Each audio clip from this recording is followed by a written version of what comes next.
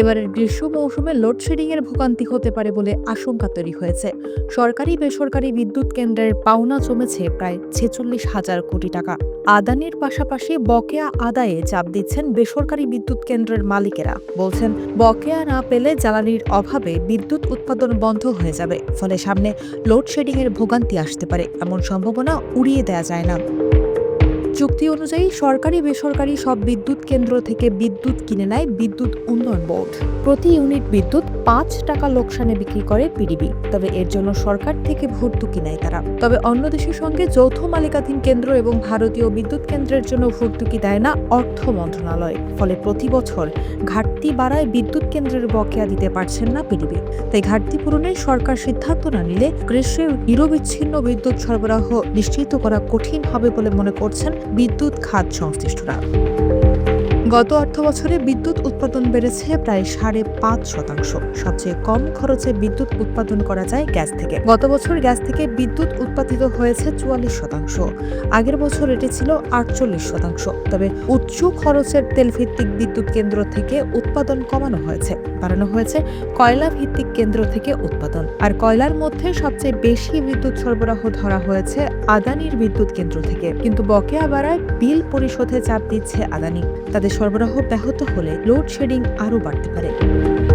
এদিকে দেশে কয়লা থেকে সবচেয়ে বেশি বিদ্যুৎ সরবরাহ করে পটুয়াখালীর পায়রা তাপ বিদ্যুৎ কেন্দ্র। তাই এই কেন্দ্রের বকেয়া 8,000 কোটি টাকার বেশি। এতেও কয়লা আমদানি ব্যাহত হতে পারে। এছাড়া বকেয়ার চাপে আছে বাগেরহাটের রামপাল কেন্দ্র, বরিশাল কেন্দ্র ও চট্টগ্রামের বাঁশখালীর বিদ্যুৎ কেন্দ্র। পটুয়াখালীতে একটি ইউনিট বন্ধ রাখতে হবে কয়লার অভাবে।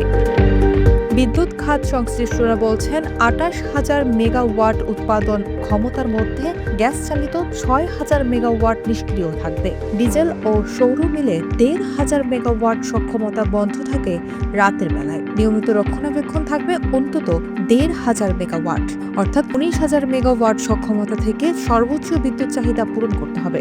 এসব কেন্দ্রে জ্বালানি না রাখতে পারলে কয়েক ঘন্টা লোডশেডিং দিতে হতে পারে। বিশেষজ্ঞরা বলছেন, গ্রীষ্মের সর্বোচ্চ চাহিদা হতে পারে 18,500 মেগাওয়াট। গ্যাসের সরবরাহ 110 কোটি ঘনফুট হলে 534 মেগাওয়াট। গ্যাসের সরবরাহ 110 কোটি ঘনফুট হলে 534 মেগাওয়াট। 100 কোটি ঘনফুট হলে 1,104 মেগাওয়াট। 90 কোটি ঘনফুট হলে 1,674 এবং 80 কোটি ঘনফুট হলে 2,244 মেগাওয়াট লোডশেডিং করতে পারে। এতে 3 ঘন্টার মতো লোডশেডিং করতে হতে পারে। সাবেক তত্ত্বাবধায়ক সরকারের প্রধান উপদেষ্টার জ্বালানি বিষয়ক বিশেষ সহকারী তামিম বলেন, গ্যাসের নির্ভরতা কমিয়ে জ্বালানি তেল ও কয়লা থেকে সর্বোচ্চ উৎপাদনের প্রস্তুতি নিতে হবে। এরপরও তাপমাত্রার উপর ভরসা করতে হবে। গত বছর গ্রীষ্মের মতো কম তাপমাত্রা থাকলে এবারও স্বস্তি মিলবে, আর না হলে গ্রীষ্মের লোডশেডিং হবে বলে মনে করেন তিনি।